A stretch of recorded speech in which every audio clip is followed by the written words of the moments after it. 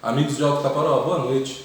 Eu quero fazer breves ponderações acerca do que ocorreu no âmbito da Câmara Municipal de Alto Caparoá na última reunião ordinária, situação que, em alguns aspectos, restou absolutamente vexatória.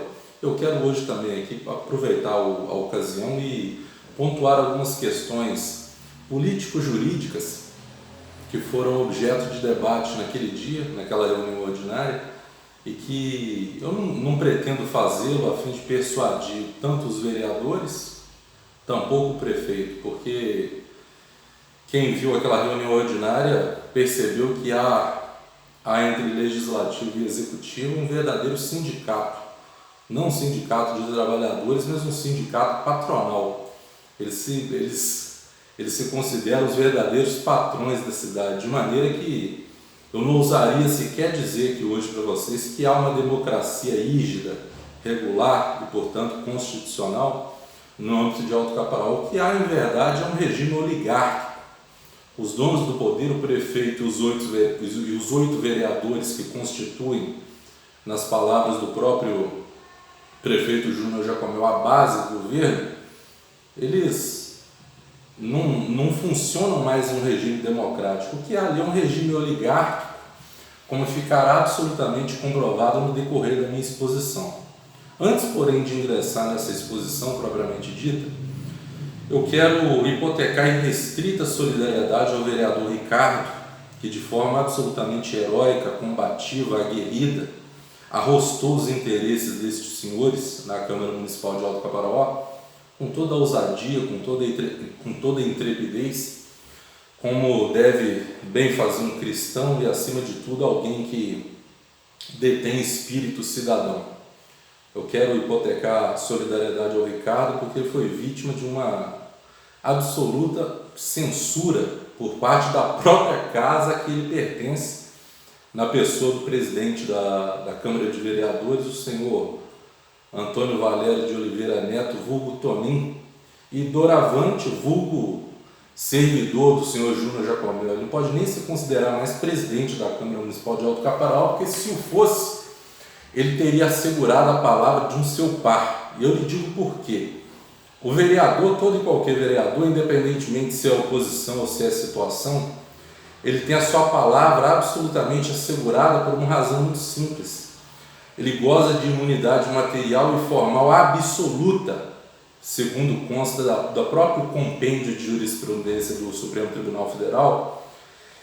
Em outras palavras, para quem não precisa estudar direito, isso significa que o vereador, no âmbito da circunscrição do município e no exercício regular da vereança, ele pode chegar ao limite de, inclusive, arrogar insultos a outro vereador ou ao próprio prefeito, como era o caso, e ele não incorrerá em crime por uma razão muito simples. Ele foi eleito para defender com a maior liberdade e sem qualquer amarra, seja política, ideológica, financeira, o direito do povo, como o Ricardo fez, e foi absolutamente censurado, manietado em suas palavras de forma absolutamente violenta, arbitrária, de maneira que eu, em primeiro lugar, quero prestar minha solidariedade ao Ricardo. Sabe que você não está sozinho nessa não, o povo está do seu lado e a verdade prevalecerá de uma forma ou de outra. Em segundo lugar, eu também quero prestar solidariedade a todos aqueles que ajudaram no projeto de lei de iniciativa popular, mas que no decorrer do próprio curso, no decorrer da própria tramitação, por assim dizer, do projeto, muitas pessoas sofreram pressões de cunho pessoal, outros de cunho familiar, outros de pressões de natureza financeira e, na maioria dos casos, como você sabe, e é de sabença geral na cidade, pressão de natureza política, propriamente.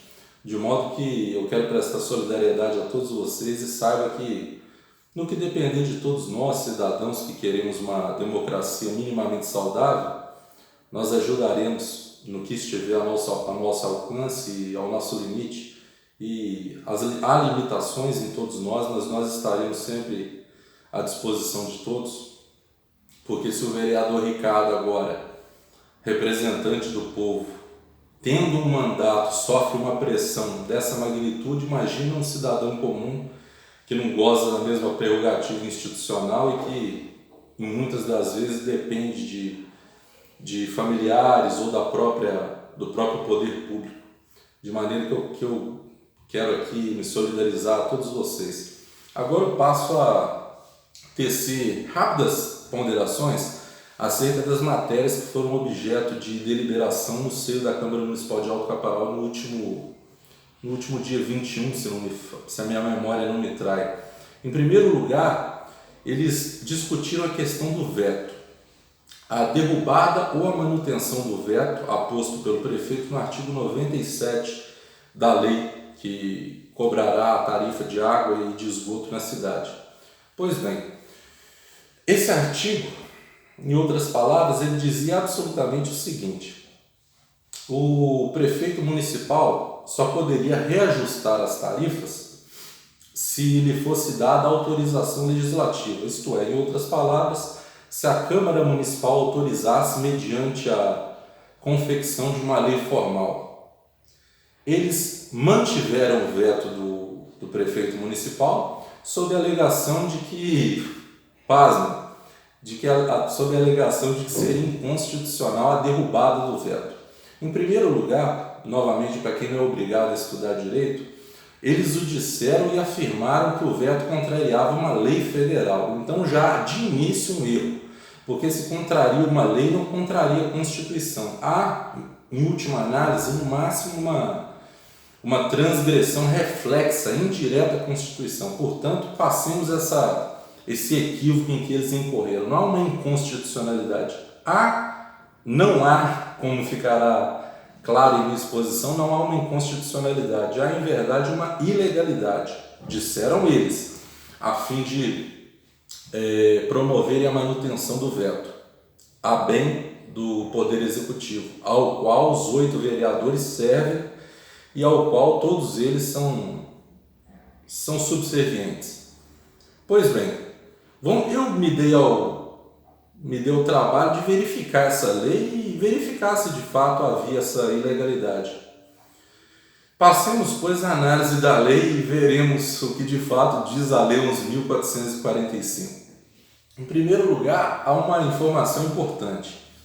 Quando foi lido o parecer técnico da Comissão de Legalidade, eu achei isso no mínimo estranho, razão pela qual eu já duvidei de antemão que não havia a tal alegada ilegalidade, por uma razão simples. Na leitura mesma do parecer técnico da Comissão de Legalidade, eles não citaram o artigo da lei que seria violado se o veto fosse derrubado. Eles só citaram a lei, como se o dispositivo da lei que cobrará água, a tarifa de água e esgoto, derrubasse ou considerasse ilegal toda a lei. Isso já me causou estranheza, porque se a disposição municipal fosse ilegal, ela teria que transgredir um artigo específico dessa lei federal. E eles não citaram nenhum artigo, o que já me causou estranheza, razão pela qual eu passei ao exame dessa lei, a 11.445 de 2007,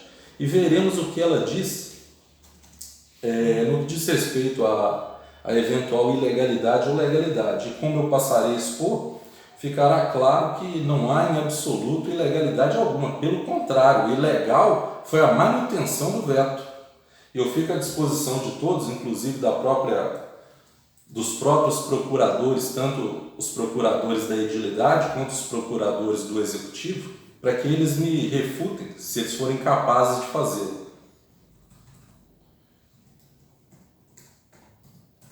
Porque quando a gente fala para o povo, a gente tem que falar com um certo tom de responsabilidade em nossas palavras. Nós não podemos jogar as palavras ao vento, a esmo, e querer ludibriar como se tudo estivesse normal, como se nós não tivéssemos capacidade de nos indignar. Pois bem, passemos à análise da lei. Os 8 vereadores votaram no sentido da manutenção do veto. Todos.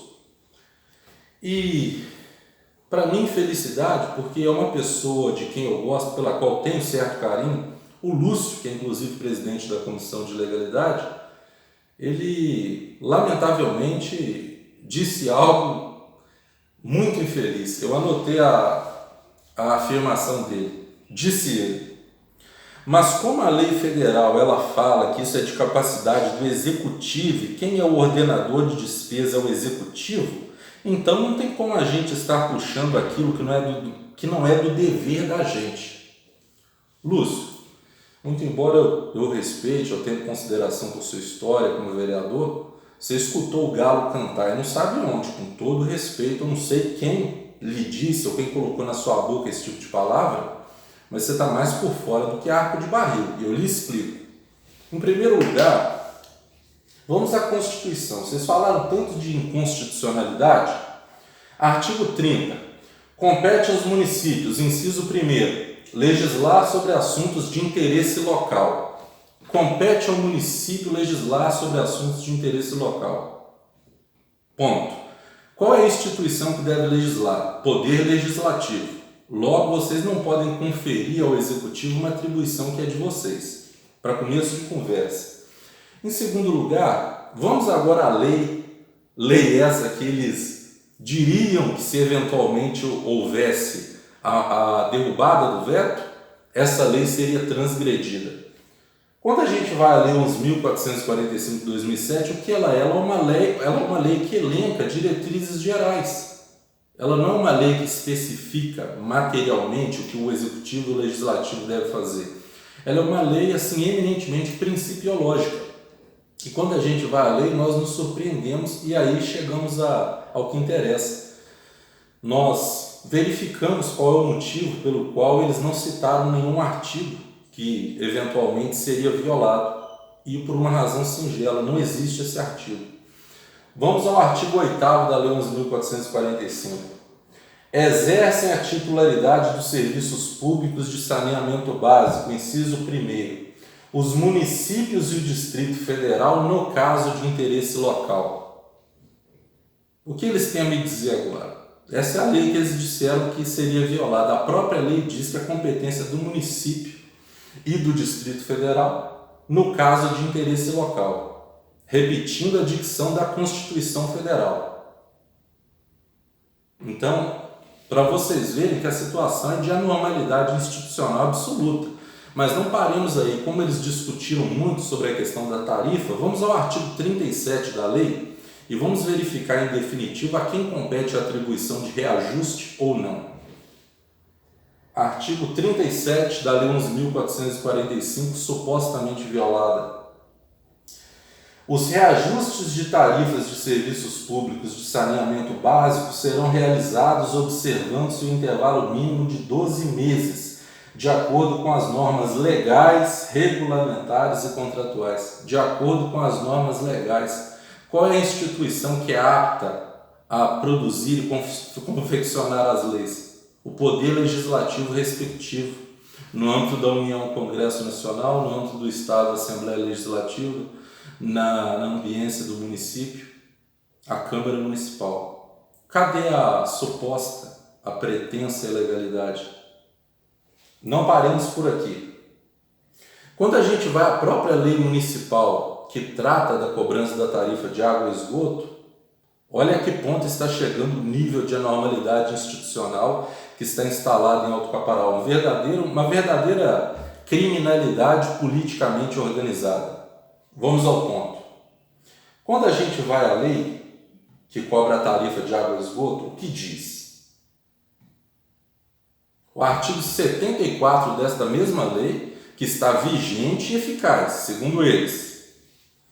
Os valores das tarifas de água e de esgoto e os preços de serviços serão estabelecidos na forma da lei. Ou seja, a lei que tem que estabelecer isso. Será que até desse artigo aqui vocês vão se desincumbir e deixar que o Executivo legisle? Mas passemos ao próximo passo.